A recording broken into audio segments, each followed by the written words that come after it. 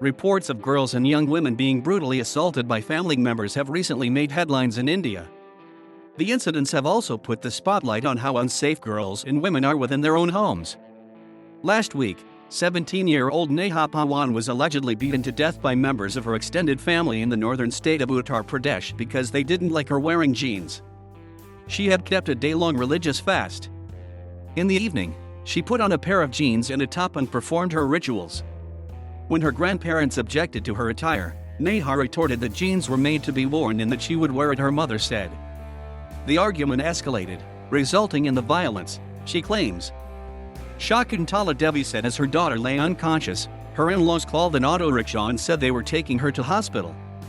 They wouldn't like me accompany them, so I alerted my relatives who went to the district hospital looking for her but couldn't find her. The next morning, Shakuntala Devi said, they heard that the body of a girl was hanging from the bridge over the Gandak River that flows through the region.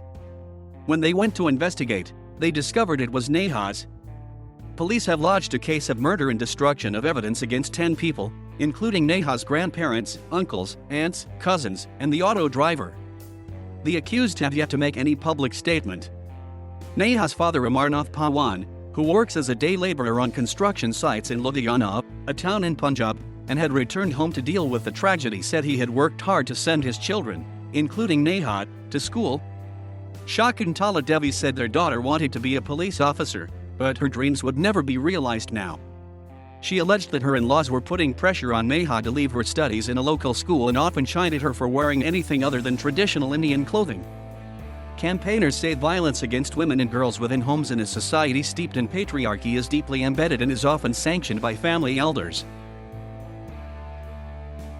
Girls and women in India face serious threats, from being at the risk of foeticide even before they are born because of the preference for sons, to discrimination and neglect. Domestic violence is rampant and on average, 20 women are killed every day for bringing in insufficient dowries. Women and girls in small town and rural India live under severe restrictions, with village heads or family patriarchs often dictating what they wear, where they go or who they talk to, and any perceived misstep is considered a provocation and must be punished. No wonder then that the alleged assault of Neha for her choice of clothing is just one among a number of brutal attacks reported on girls and young women by their family members that have recently shocked India. Last month, a gut-wrenching video that emerged from Autorickshaw district in the neighbouring state of Madhya Pradesh showed a 20-year-old tribal woman being beaten by her father and 3 male cousins. Following outrage, police lodged a complaint against the men and said she was being punished for running away from her abusive marital home. A week before the incident, reports said 2 girls were mercilessly beaten up by their family members for talking on the phone with a male cousin in the neighbouring district of Dar.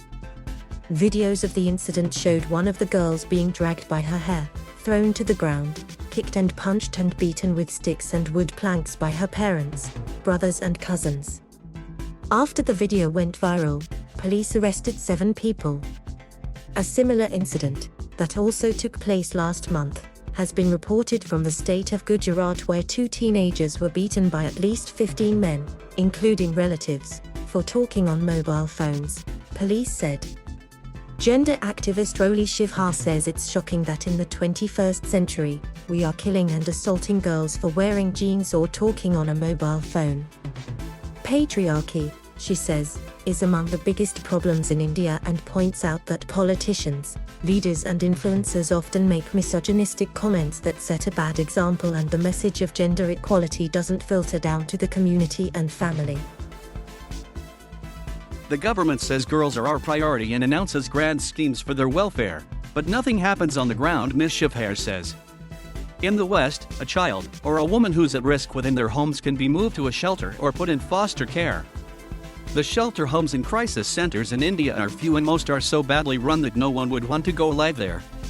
Our government needs to allocate more funds and improve their condition, Ms. Shivher says. But the only long-term solution is to make girls more aware of their rights. Thank you for watching. Please subscribe.